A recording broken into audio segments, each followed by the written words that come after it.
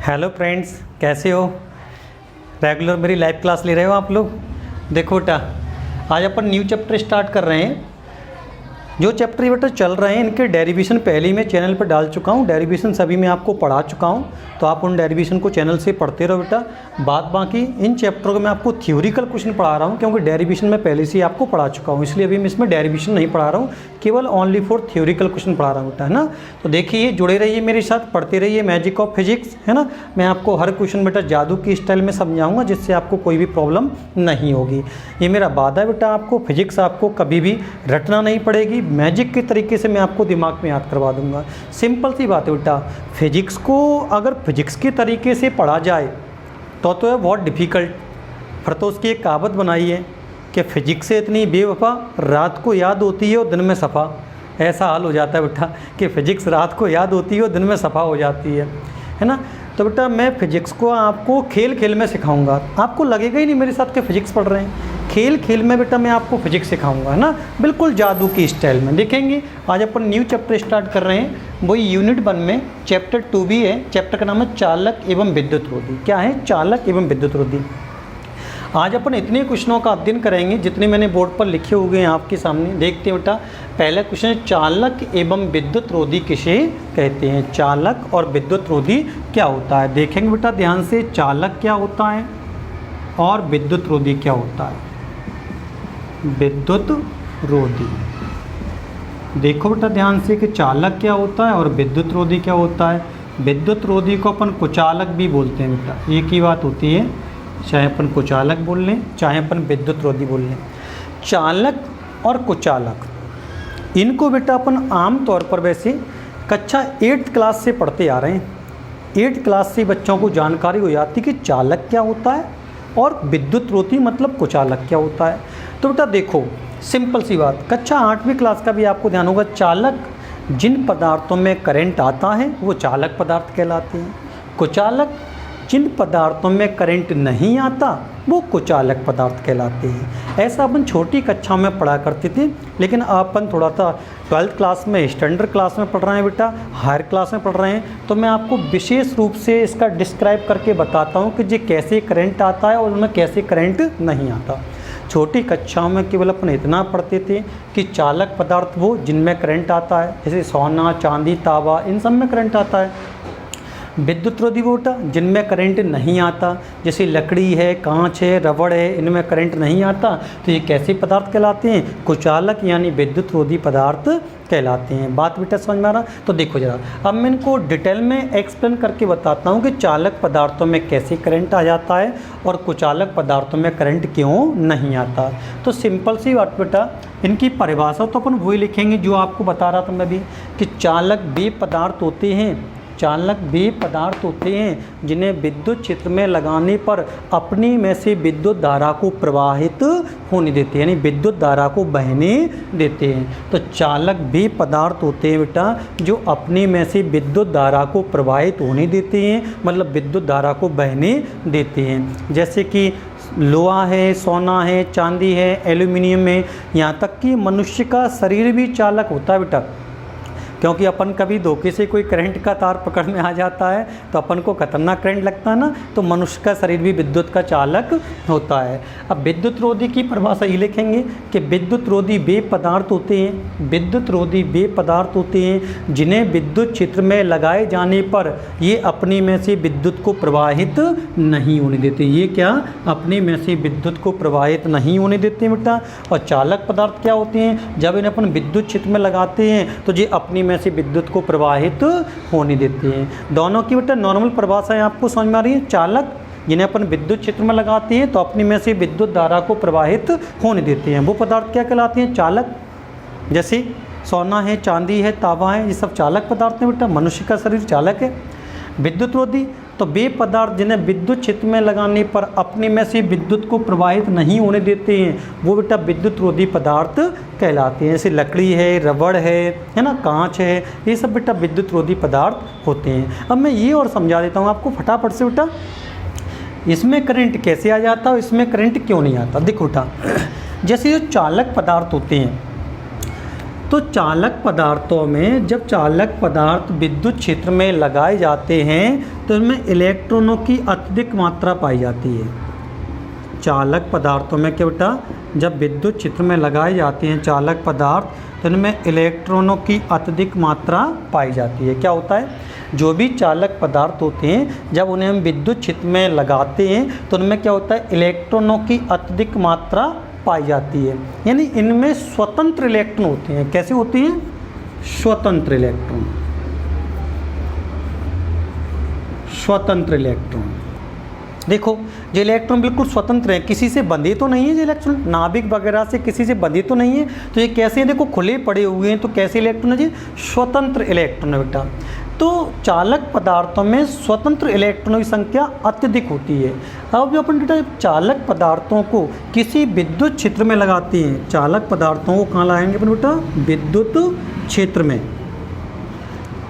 जब अपन बेटा चालक पदार्थों को विद्युत क्षेत्र में लगाते हैं, चालक पदार्थों को जब अपन विद्युत क्षेत्र में बेटा लगाते हैं तो इनके इलेक्ट्रॉन आवेशित हो जाते हैं। क्या हो जाते हैं, इनके इलेक्ट्रॉन आवेशित हो जाते हैं। क्या, इनके इलेक्ट्रॉन आवेशित हो जाते हैं। जब अपन चालक पदार्थों को बेटा विद्युत क्षेत्र में लगाते हैं तो इनके इलेक्ट्रॉन क्या हो जाते हैं, आवेशित हो जाते हैं। और इलेक्ट्रॉन आवेशित होकर और गति करके यानी गतिमान भी हो जाते हैं। क्या हो जाते हैं, गतिमान हो जाते हैं। जब अपन चालक पदार्थों को विद्युत क्षेत्र में लगाते हैं तो इनके इलेक्ट्रॉन आवेशित हो जाते हैं और आवेशित होकर गति भी करने लगती हैं। क्योंकि देखो जो स्वतंत्र इलेक्ट्रॉन है, खुले पड़े हैं बेटा, तो ये गति करके कहीं भी जा सकते हैं, कहीं पर भी जा सकते हैं। तो इनमें से विद्युत प्रवाहित होने लगती है, क्योंकि इलेक्ट्रॉन जो आवेशित होकर क्या करने लगते हैं बेटा, गति करने लगते हैं। तो गति करते हैं तो वो एक स्थान से दूसरे स्थान तक आसानी से चले जाते हैं, गतिमान हो जाते हैं। तो इसलिए बेटा इन पदार्थों में करंट आने लगता है और ये चालक पदार्थ कहलाते हैं। किसी भी अपन इनको बाह्य विद्युत क्षेत्र में लगाते हैं तो इनके इलेक्ट्रॉन आवेशित हो जाते हैं और आवेशित होकर गतिशील हो जाते हैं। गतिशील का मतलब वो एक स्थान से दूसरी जगह तक गति करके जा सकते हैं, क्योंकि वो खुले पड़े हैं, स्वतंत्र है बेटा। तो ऐसे पदार्थ होते हैं चालक। अब देखो कुचालक में क्या होता है, कुचालक में क्या होता है बेटा, जब इन्हें अपन विद्युत क्षेत्र में लगाते हैं, सबसे पहली बात तो बेटा कुचालक पदार्थों में क्या होता है, मुक्त इलेक्ट्रॉनों का अभाव होता है। क्या होता है, मुक्त इलेक्ट्रॉनों का अभाव होता है। अभाव का मतलब कमी होती है। अब कमी कैसे होती है, इनके बेटा जितने भी जो इलेक्ट्रॉन होते हैं वो अपने नाभिक के साथ मजबूती से बंधे रहते हैं, दृढ़तापूर्वक मतलब मजबूती से। इसमें जो भी इलेक्ट्रॉन होते हैं वो दृढ़तापूर्वक मजबूती से बंधे रहते हैं। देखो ये सभी इलेक्ट्रॉन मजबूती से बंधे हुए हैं। इसका मतलब क्या है, अपन इसमें ऐसा नहीं बोलते कि इसमें स्वतंत्र इलेक्ट्रॉन होते हैं, ऐसा बोल सकते हैं स्वतंत्र इलेक्ट्रॉनों का अभाव रहता है। अभाव मतलब कमी रहती है, क्योंकि सभी इलेक्ट्रॉन उसके अपने नाभिक के साथ दृढ़तापूर्वक यानी मजबूती से बंधे रहते हैं। जबकि चालक में बेटा हम क्या देख रहे थे, चालक में देखो सभी इलेक्ट्रॉन खुले पड़े हुए हैं, कोई भी नाभिक से बना तो नहीं है। जैसे ये नाभिक है तो नाभिक से कोई भी इलेक्ट्रॉन बना तो नहीं बेटा, ये सब स्वतंत्र है, तभी तो लिखा है स्वतंत्र इलेक्ट्रॉन। जब ये बंधे नहीं है तो ये गति करके चले जाते हैं कहीं भी। अब इसमें क्या होता है विद्युत रोधी में, कि इसमें स्वतंत्र इलेक्ट्रॉनों का अभाव होता है। क्या होता है, स्वतंत्र इलेक्ट्रॉनों का अभाव होता है, मतलब कमी होती है। इसका मतलब ये होता है कि इसमें जो भी इलेक्ट्रॉन होते हैं वो सब अपने नाभिक के साथ बंधे रहते हैं, नाभिक के साथ बंधे रहते हैं। तो बेटा सिंपल सी बात है, देखो मैं एक मैजिक की स्टाइल से आपके दिमाग में ट्रिक बनवा देता हूँ जिससे आपको हमेशा के लिए टेंशन फ्री है ना। देखो जैसे कि अपने पास जैसे एक बकरी है, अपने पास एक बकरी है और बकरी को अपन ने खुला छोड़ दिया है, उसके गले में रस्सी वगैरह नहीं बांधी, उसको किसी खूंटे से अपन ने नहीं बांधा हुआ है, बकरी खुली है। बकरी खुली है बेटा तो वो कहीं भी गति करके कहीं भी घास चरने के लिए जा सकती है, कहीं भी गति करके वो कहीं भी घास चरने के लिए जा सकती है, कहीं भी घास खा सकती है, कहीं भी है ना, कहीं भी जा सकती है वो, क्योंकि खुली है बेटा।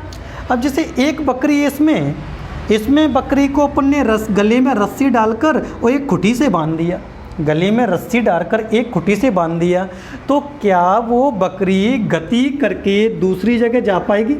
वहीं आसपास घूमती रहेगी, जितनी बड़ी रस्सी है वहीं उसी के आसपास घूमती रहेगी, लेकिन क्या वो गति करके दूसरी जगह बेटा जा पाएगी? बिल्कुल दिमाग में आ रहा होगा, नहीं जा पाएगी, क्योंकि उसके गले में रस्सी डली हुई है, तो वहीं आसपास वो खुटी के आसपास ही घूमती रहेगी, वहीं घास खाती रहेगी, लेकिन गति करके बेटा वो दूसरी जगह नहीं जा सकती। तो यहाँ से अपन को समझ में आता है बेटा कि जब अपन विद्युत रोधी पदार्थों को विद्युत क्षेत्र में लगाते हैं तो इसमें स्वतंत्र इलेक्ट्रॉनों का अभाव होता है। जो भी इलेक्ट्रॉन होते हैं वो अपने नाभिक के साथ दृढ़ता पूर्वक यानी मजबूती से बंधे रहते हैं। ऐसे पदार्थों को जब हम विद्युत क्षेत्र में लगाते हैं तो उनके इलेक्ट्रॉन आवेशित तो हो जाते हैं, उनके इलेक्ट्रॉन क्या हो जाते हैं? आवेशित तो हो जाते हैं, इलेक्ट्रॉन आवेशित हो जाते हैं, लेकिन जब बंधे हुए हैं अपनी खुटी से तो गति करके दूसरी जगह नहीं जा पाते, मतलब गतिमान नहीं हो सकते बेटा, वो गति नहीं कर सकते, इसलिए इन पदार्थों में करंट नहीं आता। अब समझ में आ रहा है बेटा कि इनमें करंट क्यों नहीं आता है और इनमें करंट क्यों आता है। दिमाग में सिंपल से एक ट्रिक बना लो कि चालक पदार्थ है यार, वो मान लो कि बकरी खुली हुई हैं, जितनी भी बकरी हैं वो खुली हुई हैं, किसी भी खुटी से बंधी नहीं है, तो वो गति करके कहीं भी अपना घास कूड़ा जो भी खाना है उन्हें वो खाने के लिए जा सकती हैं। और विद्युत रोधी में क्या ट्रिक बना लो दिमाग में कि इसमें जो भी बकरियां होती हैं वो एक खुटी से गले में रस्सी डाल के बांध दी जाती हैं, तो वो आवेशित तो हो जाती हैं, वहीं चारा खाती रहती हैं, मतलब आवेशित हो जाती हैं, लेकिन गति करके वो दूसरी जगह नहीं जा सकती, इसलिए उनमें करंट नहीं आता। बात बेटा समझ पा रहे हैं अपन? मेरी बात आपको समझ में आ रही ना? सिंपल सी बात है ना कि चालकों में करंट कैसे आ जाता है और कुचालकों में करंट कैसे नहीं आता। सिंपल सी बात है। इसमें जो इलेक्ट्रॉन होते हैं बेटा वो सब स्वतंत्र हैं, तो जब विद्युत क्षेत्र में लगाते हैं तो वो आवेशित भी हो जाते हैं और आवेशित होकर गतिमान भी हो जाते हैं, इसलिए उनमें करंट आने लगता है। और इसमें क्या होता है कि इसमें जो भी इलेक्ट्रॉन है, मतलब इलेक्ट्रॉनों का, मुक्त इलेक्ट्रॉनों का इसमें अभाव रहता है, और मुक्त इलेक्ट्रॉनों का अभाव रहता है तो जो इलेक्ट्रॉन विद्युत, जब अपन विद्युत क्षेत्र में लगाते हैं ऐसे पदार्थों को तो इनके इलेक्ट्रॉन आवेशित तो हो जाते हैं, लेकिन क्या गति करके दूसरी जगह नहीं जा सकते, गति करके दूसरी जगह नहीं जा सकते, तो उनमें करंट फिर नहीं आएगा। बात बेटा समझ में आ रही है ना? बिल्कुल सिंपल सी तरीके से ध्यान रखना है कि इसमें बकरियां खुली रहती हैं और उसमें बकरियां रस्सी से बंधी रहती हैं। सिंपल सी बात बेटा समझ में आ रहा है। नेक्स्ट क्वेश्चन पर चलता हूँ मैं फटाफट से, बिल्कुल भी समय खराब ना करते हुए। मैं जानता हूँ आपका बहुत कीमती समय है आप लोगों का, पढ़ाई के साथ साथ अन्य कार्यक्रम भी रहते हैं आप लोगों के पास में, इसलिए पढ़ाई में समय नहीं खराब करना चाहिए। इसलिए मैं कोई भी वीडियो आपके सामने लेके आता हूँ तो उसमें बिल्कुल भी समय ख़राब नहीं करता, सीधे आपको बोर्ड पर पढ़ाना स्टार्ट कर देता हूँ। हाँ देखेंगे बेटा अगला क्वेश्चन क्या है, विद्युत प्रेरण किसे कहते हैं? बिल्कुल सिंपल सा आंसर, प्रेरण का मतलब होता है विद्युत, यानी विद्युत एक से दूसरे में ट्रांसफ़र होना, ये विद्युत क्रिया प्रेरण क्रिया कहलाती है। यानी विद्युत प्रेरण है ना, तो विद्युत यानी करंट एक पदार्थ से कहाँ जा रहा हो? दूसरे में, तो वो क्रिया क्या कहलाएगी? प्रेरण की क्रिया कहलाएगी। जैसे कि अपन चुंबक के बारे में जानते बेटा, जैसे चुंबक होता है ना, जैसे चुंबक पर अपन कुछ देर के लिए पेचकस को घिसते रहो तो पेचकस लोहे का होता है तो उसमें भी हल्का सा चुंबकत्व तो आ जाता है, तो यह क्रिया क्या कहलाएगी? चुंबकीय प्रेरण, क्योंकि एक में से चुंबक दूसरे में ट्रांसफ़र हो गया। तो टीवी डेक वाले जो मैकेनिक होते हैं, जो मिस्त्री होते हैं, इलेक्ट्रिशियन होते हैं, वो चुंबक वाले पेचकस से पेच पकड़ के और आसानी से उसको कसते रहते हैं। तो एक से दूसरे में चुंबक ट्रांसफ़र हुई तो नाम पड़ गया चुंबकीय प्रेरण। यहाँ पर क्या बेटा? विद्युत प्रेरण, तो उसमें भी क्या होगा? एक में से विद्युत दूसरे में ट्रांसफ़र होगी। देखो कैसे, मैं समझाता हूँ बेटा।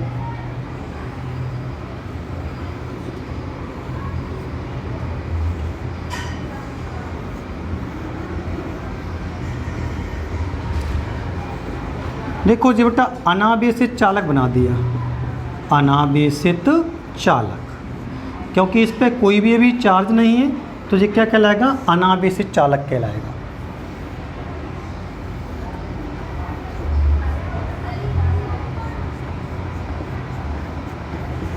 इस पर देखो प्लस चार्ज है तो ये क्या कहलाएगा? आवेशित चालक कहलाएगा, आवेशित चालक।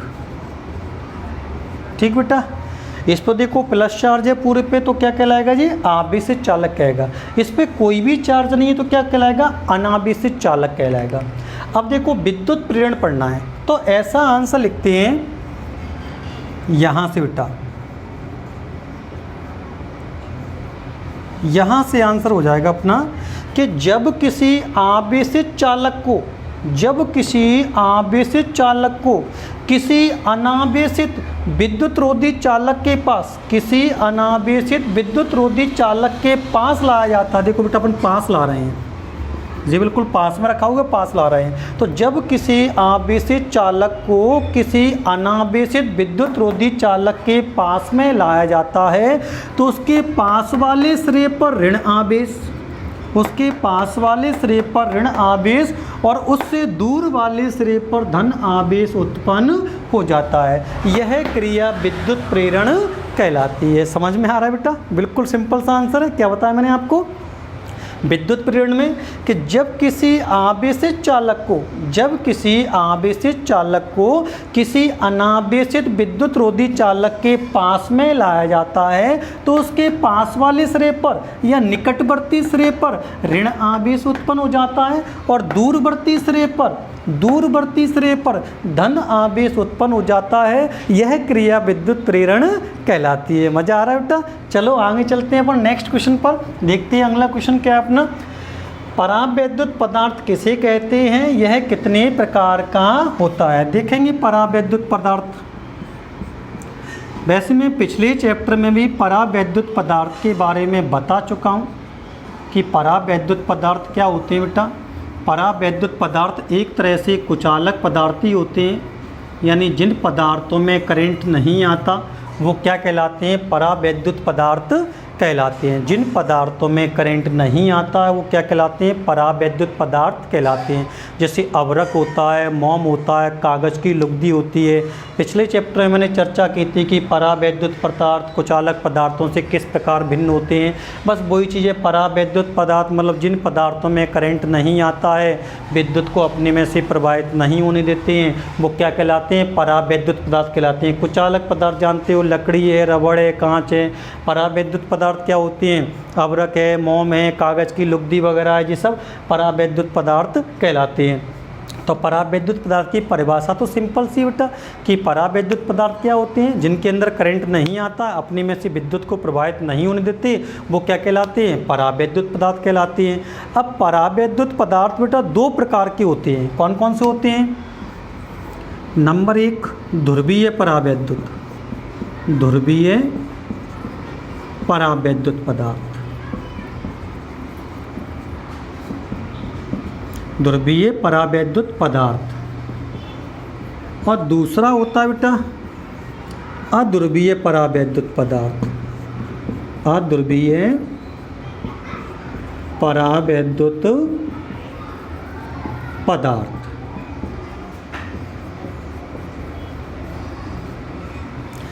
ये ध्रुवीय परावैद्युत पदार्थ और ये अध्रुवीय परावैद्युत पदार्थ, यानी परावैद्युत पदार्थ दो प्रकार के होते हैं। ध्रुवीय परावैद्युत, तो ध्रुवीय परावैद्युत की परिभाषा ऐसी होती है कि ध्रुवीय परावैद्युत में क्या होता है कि धन आवेशों का जो केंद्र होता है वो ऋण आवेशों के केंद्र के संपाती नहीं होता है। इसमें ध्रुवीय परावैद्युत में जो धन आवेशों का केंद्र होता है वो ऋण आवेशों के केंद्र के संपाती नहीं होता है। संपाती का मतलब समझते हो कि नहीं, संपाती उसको बोलते हैं जो ठीक एक दूसरे के ऊपर होता है, वो संपाती कहलाता है। जैसे मैंने एक लाइन खींच दी, इसी के ऊपर मैंने दूसरी लाइन खींच दी, तो दोनों लाइनें क्या कहलाएंगी, ये संपाती, क्योंकि दोनों ठीक एक दूसरे के ऊपर हैं। जैसे मैंने ये एक बिंदु बना दिया बेटा, यहाँ एक बिंदु बना दिया, इसी के ऊपर मैंने एक और दूसरा बिंदु बना दिया, तो ठीक एक दूसरे के ऊपर हैं दोनों बिंदु, ठीक एक दूसरे के ऊपर है दोनों लाइन, तो ये क्या कहलाती हैं, ये चीज़ें संपाती कहलाती हैं बेटा। तो ध्रुवीय परावैद्युत में क्या होता है कि ध्रुवीय परावैद्युत में जो धन आवेशों का केंद्र होता है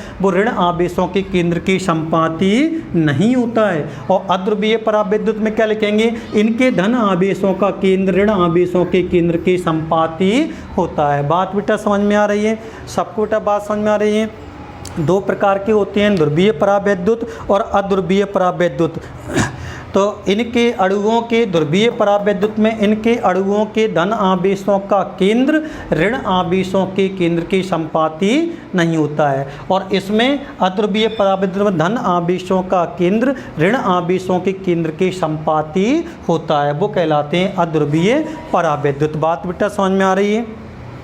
सिंपल सी बात है। इनके अणुओं के धन आवेशों का केंद्र इनके अणुओं के धन आवेशों का केंद्र ऋण आवेशों के केंद्र के संपाती नहीं होता है, और इनके अणुओं के धन आवेशों का केंद्र ऋण आवेशों के केंद्र के संपाती होता है। देखते बेटा अगला नेक्स्ट क्वेश्चन पर चलते हैं अपन। नेक्स्ट क्वेश्चन क्या है अपना?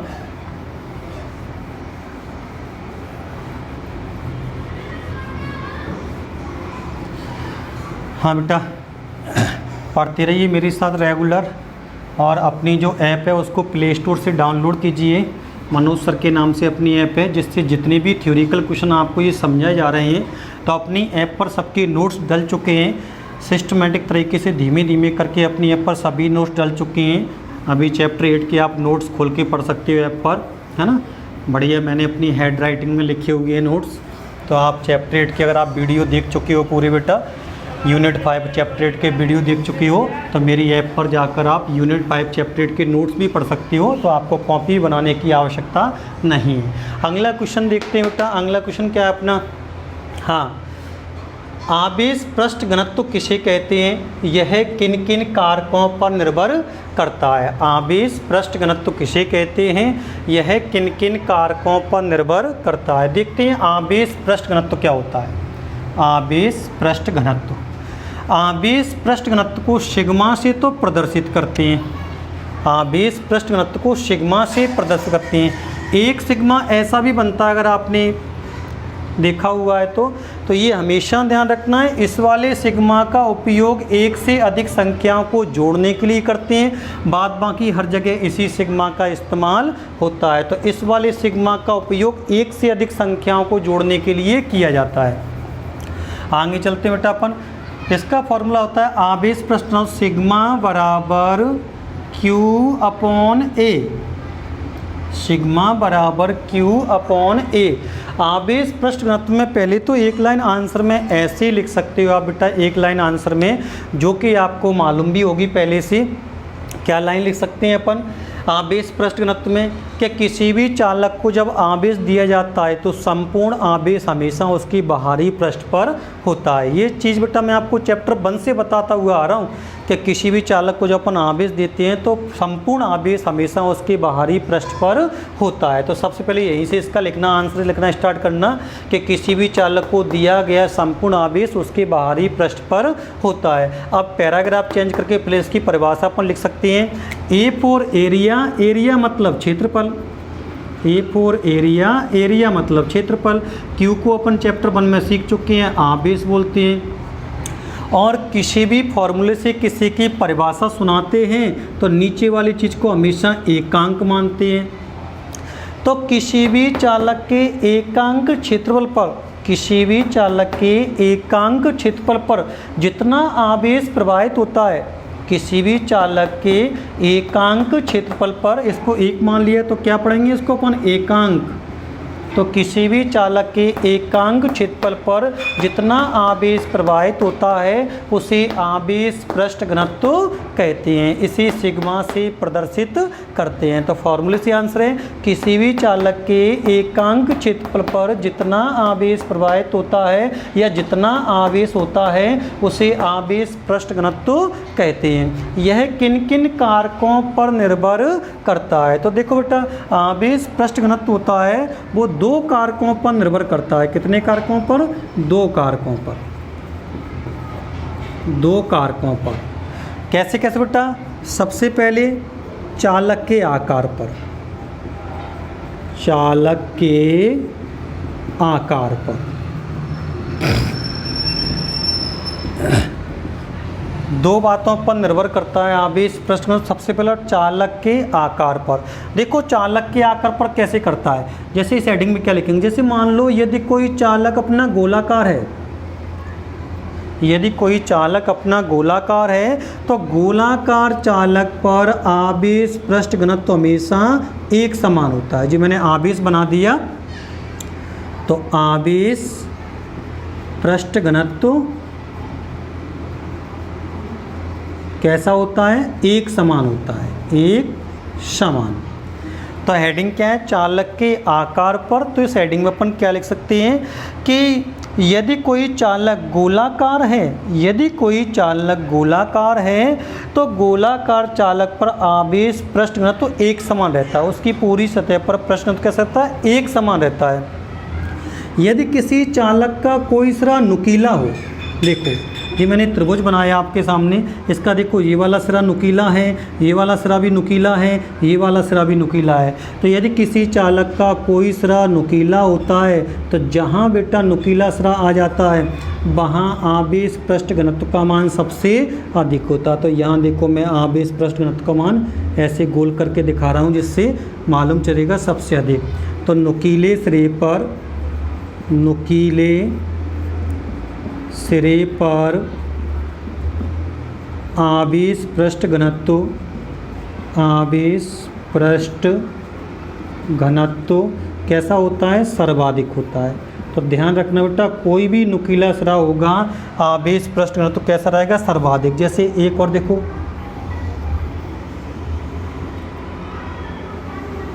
ये देखो इस पर पूरे पर तो एक समान रहेगा आवेश पृष्ठ घनत्व, लेकिन जहाँ ये अपना नुकीला सिरा है वहाँ पृष्ठ घनत्व कैसा हो जाएगा? सबसे अधिक। तो चाहे ये नुकीले सिरे हों तब भी आवेश पृष्ठ घनत्व सबसे अधिक रहेगा। देखो इसमें पूरे पर इस पर एक समान है, लेकिन जहाँ नुकीला सिरा है वहाँ आवेश पृष्ठ घनत्व कैसा रहता है? सबसे अधिक होता है बेटा। तो ये आपको ध्यान रखना है कि यदि कोई चालक गोलाकार है तो आवेश पृष्ठ घनत्व एक समान रहेगा, और यदि किसी चालक का कोई सिरा नुकीला है तो नुकीले सिरे पर आवेश पृष्ठ घनत्व सबसे अधिक होता है। ये दोनों हेडिंग बेटा ध्यान रखना आप लोग, क्योंकि इन दोनों हेडिंगों की आगे वाले क्वेश्चनों में ज़रूरत पड़ेगी। इसके बाद मैं दो आपको बहुत बड़े बड़े आंसर सिखाऊंगा, इसलिए कल का मेरा आप लाइव वीडियो देखना कभी मत भूलना, क्योंकि कल मैं कम से कम ऐसे क्वेश्चन समझाऊंगा जिनके थ्योरिकल आंसर 2.5-3 पेज के आंसर रहेंगे। लेकिन मैं आपसे प्रॉमिस करता हूँ बेटा, कल की लाइव क्लास आप मेरे साथ लेते हो बेटा तो 2.5-3 पेज का आंसर मैं आपको पलक झपकते याद करवा दूंगा, क्योंकि जब उसका आंसर आप नोट्स में देखोगे मेरी ऐप में खोलकर तो बेटा उसके आंसर 2.5-3 पेज के हैं। लेकिन कल मैं जादू के स्टाइल में आपको आधा घंटे के अंदर वो 2.5-3 पेज के दोनों आंसर याद करवा दूंगा। डेरिवेशन तो बेटा बोर्ड पर कोई भी सिखा देता है, लेकिन थ्योरिकल क्वेश्चन 2.5-3 पेज का अगर बच्चे को क्लास में बैठे बैठे कोई याद करवा रहा है तो वास्तव में उसके पास कोई ज़बरदस्त ट्रिक है पढ़ाने की, तभी 2.5 पेज का आंसर याद हो सकता है। अन्यथा 2.5 पेज का डेरिवेशन तो बच्चा सीख जाता है क्योंकि सवाल टाइप का रहता है, लेकिन 2.5 पेज का बेटा थ्योरिकल आंसर याद करवाना एक अच्छी कला मानी जाती है। तो मैं आपको कल बताऊंगा बेटा अपनी वीडियो में। देखो जरा अभी, तो पहली हेडिंग थी चालक के आकार पर और दूसरी हेडिंग थी इसकी चालक के समीप अन्य पदार्थ की उपस्थिति पर, अन्य पदार्थ की उपस्थिति पर, उपस्थिति पर। सिंपल सी बात है बेटा, ये वाली हेडिंग ध्यान से ध्यान रखना बेटा, कल वाले क्वेश्चनों में इस्तेमाल होगी ये वाली हेडिंग कि नुकीले सिरे पर आवेश पृष्ठ घनत्व सबसे अधिक होता है। जहाँ भी बेटा मैं आपको कल नुकीले सिरे के बारे में पूछूं कल की क्लास में तो आपको तुरंत ध्यान आना चाहिए, सर ने समझाया था कि नुकीले सिरे पर आवेश पृष्ठ घनत्व सबसे अधिक होता है। कल मैं आपको विद्युत पवन वाला आंसर समझाऊंगा और बांडी ग्राफ जनित्र वाला आंसर समझाऊंगा, तो बेटा दोनों ही आंसर आप ध्यान से समझना। देखेंगे बेटा, चालक के समीप अन्य पदार्थ की उपस्थिति पर, जैसे मान लो बेटा कोई चालक है जी अपना, और इस चालक के पास अपन कोई एक विद्युत रोधी पदार्थ लेके आते हैं। क्या लेके आते हैं? एक विद्युत रोधी पदार्थ लेके आते हैं। तो इस हेडिंग में जब किसी चालक के पास किसी विद्युत रोधी पदार्थ को अपन लेके आते हैं तो उसके पास वाले सिरे पर, जो पास में सिरा है उसके पास वाले सिरे पर आवेश पृष्ठ घनत्व का मान बढ़ जाता है, यानी आवेश पृष्ठ घनत्व का मान बढ़ जाता है, ऐसा लिखना है। तो जब किसी चालक के पास किसी विद्युत रोधी पदार्थ को लेके आते हैं तो उसके पास वाले सिरे पर आवेश पृष्ठ घनत्व का मान बढ़ जाता है। और विद्युत रोधी को हटा के अगर अपन किसी चालक पदार्थ को ही लेके आ जाओ जी भी पहले से चालक है और विद्युत रोधी की जगह अपन किसी चालक पदार्थ को लेके आ जाओ तो फिर क्या समझ में आएगा बेटा, चालक पदार्थ को लेके आएंगे तो आवेश पृष्ठ घनत्व का मान और भी अधिक बढ़ जाएगा, पहले से भी और भी अधिक बढ़ जाएगा। विद्युत रोधी को ला रहे थे तब तो बढ़ ही रहा था, लेकिन किसी चालक पदार्थ को ले आते हैं तो और भी अधिक बढ़ जाता है। बात बेटा समझ में आ रही है? तो ऐसा लिखना है, जब किसी चालक पदार्थ के पास किसी विद्युत रोधी पदार्थ को लेके आते हैं तो उसके पास चालक पदार्थ का जो पास वाला सिरा होता है तो पास वाले सिरे पर आवेश पृष्ठ घनत्व का मान बढ़ जाता है, और जब विद्युत रोधी की जगह किसी चालक पदार्थ को लेके आते हैं तो आवेश पृष्ठ घनत्व का मान और भी अधिक बढ़ जाता है। बात बेटा समझ में आ रही है? तो ये अच्छी तरह से ध्यान रखना, आवेश पृष्ठ घनत्व किन किन कारकों पर निर्भर करता है ये भी बेटा अच्छी तरह ध्यान रखना। चालक के आकार पर, चालक के आकार पर कैसे करता है, यदि कोई चालक गोलाकार है तो आवेश पृष्ठ घनत्व एक समान रहेगा, और यदि किसी चालक का कोई सिरा नुकीला है तो नुकीले सिरे पर आवेश पृष्ठ घनत्व सबसे अधिक होता है। और चालक के समीप अन्य पदार्थ की उपस्थिति पर, तो चालक के पास जब किसी विद्युत रोधी पदार्थ को लेकर आते हैं तो पास वाले सिरे पर आवेश पृष्ठ घनत्व का मान बढ़ जाता है, और जब किसी चालक पदार्थ के पास किसी चालक पदार्थ को लेकर आते हैं तो आवेश पृष्ठ घनत्व का मान और भी अधिक बढ़ जाता है, क्योंकि वो भी चालक है ये भी चालक, तो आवेश पृष्ठ घनत्व का मान और भी अधिक बढ़ जाता है। समझ में आए बेटा? इतने सारे क्वेश्चन मैंने आपको समझाए, आशा करते हैं बेटा सभी क्वेश्चन आपको मेरी समझ में आ रहे होंगे बेटा। अगर आपको मेरा पढ़ाया हुआ वीडियो पसंद आता है बेटा, मैं आपके लिए काफ़ी मेहनत करके वीडियो लेके आता हूँ, सो प्लीज़ मुझे आप कमेंट करके बताया करो कि मेरा पढ़ाया हुआ वीडियो आपको कैसा लगता है। और कल की क्लास लेना बेटा मत भूलना, क्योंकि कल मैं आपको काफ़ी बड़े बड़े आंसर समझाने वाला हूँ जो कि आपको मज़ा आ जाएगा, लगेगा सर ने हमें बिल्कुल 15-20 मिनट के अंदर 2.5 पेज के आंसर याद करवा दिए। डेरिवेशनों को दुनिया सिखा देती बेटा, लेकिन जो 2.5 पेज का थ्योरिकल क्वेश्चन बच्चे को बैठे बैठे याद करवा दे और बच्चा मुंह से गुनगुनाने लगे, सुनाने लगे 2.5 पेज, तो मैं मानता हूँ उसको कि हाँ टीचर ने कुछ उसके साथ मेहनत की है। मैं कल फिर आऊँगा आपके साथ बेटा अच्छा वीडियो लेके, तब तक लिए ओके थैंक्स।